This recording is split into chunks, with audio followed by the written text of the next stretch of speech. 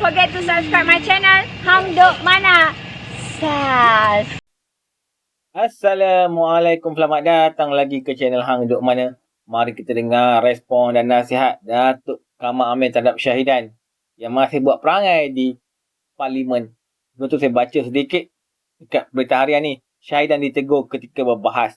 Ahli Parlimen Arau Datuk Syahidan Kassim ditegur kerana dikatakan cuba membuat secara langsung ketika sesi pembahasan rang Undang-Undang RAU Pembekalan 2024. Teguran dibuat Timbalan Perhatian Ketua Dewan Ahli Selau ketika mesyuarat di Dewan Rakyat hari ini. Okey, mari kita dengar respon daripada Datuk Kamal Amir. Dia akan kita komen macam biasa. Kata Timbalan Speaker, Datuk Ramli, dia kata, ini ni parlimen ke zoo ni.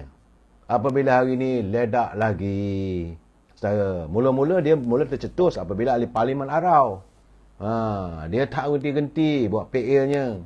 Sebab waktu dia berucap, parlimen, dia letak dia punya parenti telefon.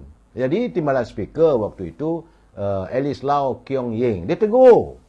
Dia kata, bukankah bahawa Speaker Dewan Rakyat Tan Sri Johari telah pun memutuskan bahawa semua ahli parlimen tak boleh merakamkan ucapannya sewaktu dia memberi ucapan. Tak boleh.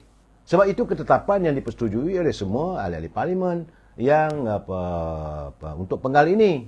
Sebab dia kata bahawa apa-apa pun dapat dilihat laporannya melalui kaca TV, ada laporan khas. Dia tak perlulah seorang ahli parlimen itu letak telefon atas meja, ambil gambar untuk kirim pada kawan-kawan dan sebagainya. Jadi tidak ada keperluan. Dia tiba-tiba Syahidan Kassim, bila dia berucap hari ini, tiba-tiba dia pun letak dia punya telefon. Timbalan Speaker ini Alice Lau Keong Yeng, dia tegur lah. Dia kata macam mana tu, bukankah kita dah bersetuju, tidak boleh. Lepas tu dia minta lah supaya bentara melihat apakah telefon itu dipasang, parentinya dipasang untuk rakaman itu.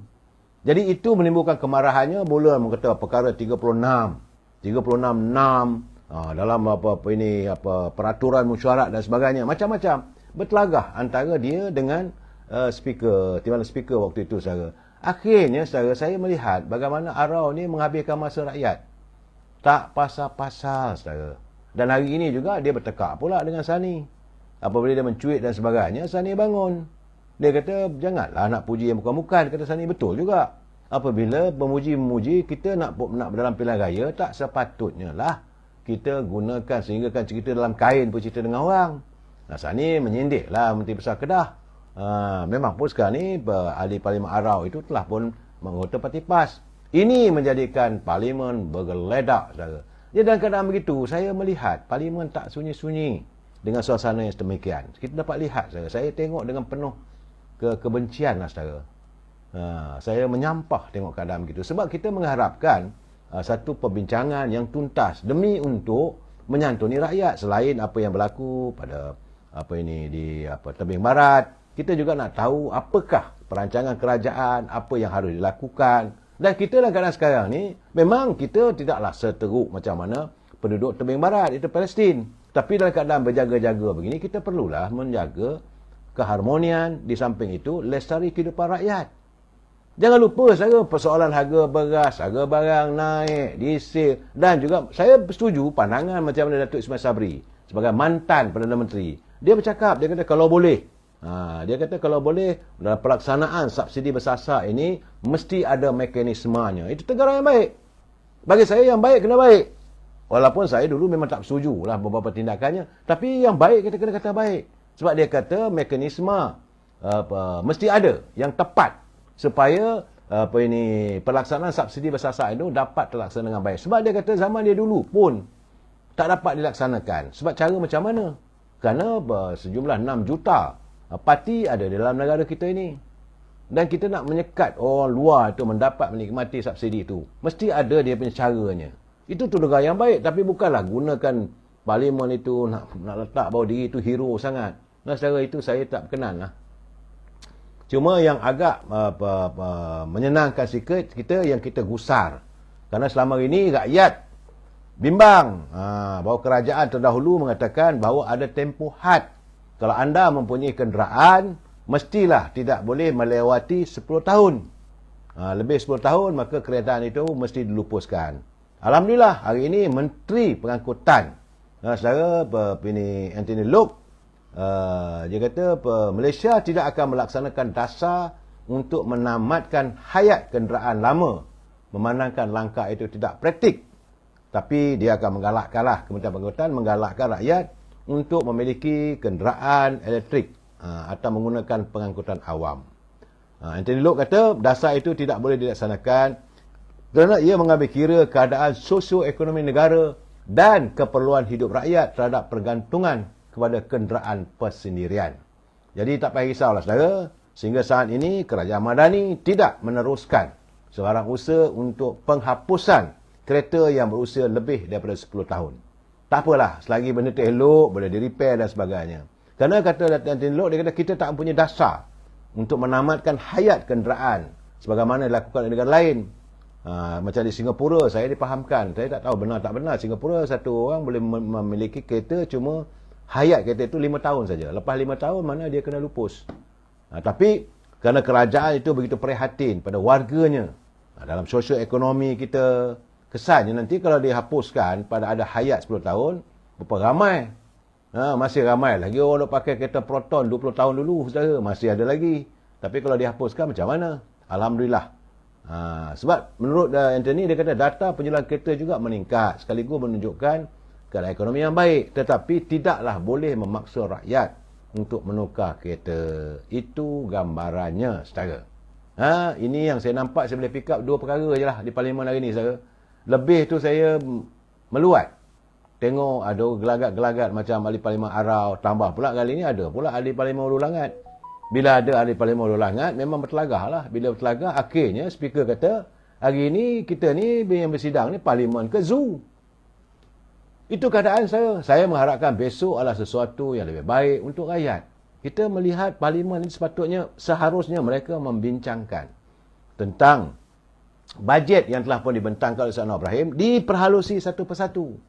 Bukan untuk melihat pada aku juara, aku bijak berbahas. Tak ada, kita tak minat benda-benda begitu. Sudah-sudahlah, saudara.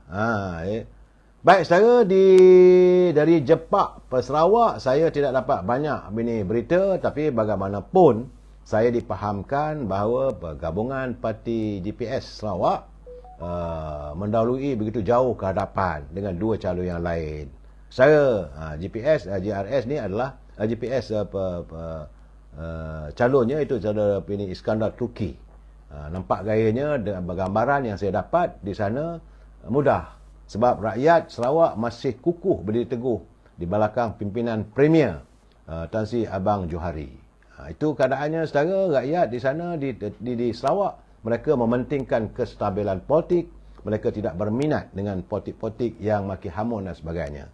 Tambahan pula, kali ini pilihan raya di kawasan Jepak itu, majoriti penduduknya 60% ada Melayu Melanau yang halus budi bicaranya, saudara. Terima kasih, saudara Osna. Dan untuk Kemaman, Kemaman, saya tetap mengatakan untuk adakan pilihan raya di Kemaman, kerajaan terpaksa membelanjakan 3.5 juta ringgit wang rakyat. Saya masih tetap mengatakan itu isu saya. Tak pasal-pasal wang rakyat dibazirkan hanya untuk mengendalikan satu pilihan raya. Itu tak termasuk lagi duit kempen dan sebagainya. Dan begitu banyak petugas-petugas yang akan terpaksa diambil bekerja, lebih kurang 2,100 orang, saudara.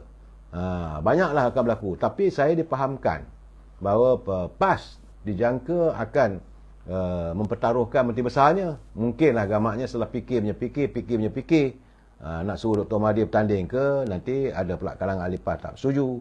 Mungkin merasakan kalau nak menang besar, letak Menteri Besar. Mungkin rakyat Kemaman akan menyokong. Itu fikiran mereka. Tapi sebagaimana yang dinyatakan oleh Yang Amat Berhormat Presiden UMNO, beliau menyatakan bahawa calon yang akan diturunkan bertanding di Kemaman adalah anak tempatan yang disenangi oleh warga tempatan. Banyak orang tanya pada saya, apakah Datuk Seri Mat Syed? Saya kata Datuk Seri Mat Syed, dia telah pun dilantik sebagai pengusi untuk pilihan raya Kemaman. Selalunya pengarah jentera pilihan raya ni dia tak bertanding. Jadi yang baru Osna dia kata Atuk dicalonkan. Itu terpulanglah, saudara, kita malah cakap. Tapi katanya selain daripada Menteri Besar tu juga adun cukai pun Hanafiah juga mungkin dicalonkan. Terpulanglah saudara. Cukai lah dalam kawasan Parlimen Kemaman. Malahan calon yang dibatalkan dan saudara Aliyah juga mungkin akan diturunkan. Banyak teka-teki dalam PAS. Terpulang pada mereka memilih calon mereka saudara. Saya tidak memilah. Tetapi apa yang selalu saya katakan, memang untuk pilihan raya Kemaman kali ini, Perikatan Nasional nampaknya semakin cemas. Mereka sudah semakin cemas melihat bahawa rakyat sudah pun mula memberikan signal tanda-tanda penolakan. Bukan hanya ditolak dari PBM, tapi penolakan terhadap PAS apabila terbongkar satu demi satu permasalahan antara PAS yang tidak dapat melaksanakan janji-janjinya sepanjang musim pilihan raya. Ini saya dapat. Nah, sebagai contoh saya katakan pilihan raya di Pulai apabila Parti Amanah, walaupun bukan daripada UMNO, apabila gabungan UMNO bersama dengan Kerajaan Perpaduan, saudara, ada pengundi daripada dulu DAP mewujudkan gabungan dengan Perikatan Keadilan dan di Pulai menang besar. Begitu juga di Dewan Undangan Negeri Simpang Jeram yang dulu adalah asalnya kawasan itu kawasan kubu pada Parti PAS, tapi telah pun dirampas oleh Amanah. Walaupun sebelum itu memanglah calon pada Amanah Allahyarham Datuk Salihuddin Ayub, tapi kawasan Simpang Jeram itu dulu sebenarnya adalah antara kawasan di mana PAS begitu mengungguli di negeri Johor, tapi sudah pun tembus. Dan bila saja berlaku di Pelangai adalah satu mercu tanda yang memperlihatkan kesatuan dalam kerajaan Pakatan Harapan ini mampu untuk menerobos segala persoalan yang diutarakan. Orang boleh cakap lah, UMNO, AMDAP lah, itu orang boleh cakap. Tapi rakyat di kawasan, contohnya macam di Pelangai, macam di Telemong. Telemong dulu waktu Menteri Besar, semalam saya dah bagi tahu. Menteri Besar sendiri bertanding pun cuma dapat 56% saja undi daripada rakyat kawasan. Tapi calon yang baru ini, dalam pilihan raya yang baru ini, pengundi-pengundi daripada bukan Melayu, 95% sudah pun berdiri teguh di belakang calon UMNO Barisan Nasional. Ini gambaran yang kita dapat membuatkan kerunsingan yang teramat sangat. Saudara, sebab itu bila bermulanya nanti pemilihan ataupun penamaan calon yang akan diadakan pada 2 Disember nanti, saudara, 18 November nanti penamaan calonnya.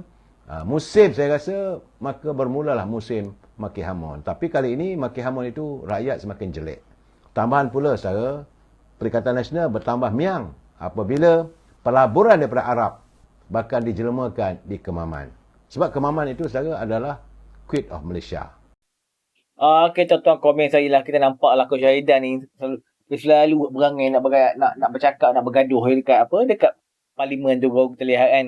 Semua orang dah tahu kan sebelum ni. Dia orang dah buat undang-undang dekat parlimen tu. Tak boleh buat live, buat secara langsung ketika berbahas. Kerana kalau buat bila dia orang bercakap ketika kalau buat live ni, orang tak tengok orang lain. Dia tengok telefon masing-masing kan lah. So, nampaknya Syahidan hari ni dia masih nak buat live. Tu yang dia tegur kat oleh timbalan speaker. Tak habis-habis buat perangai. Okey lah. Mari terus menyokong kerja Abang dan Dapat Ibrahim. Assalamualaikum.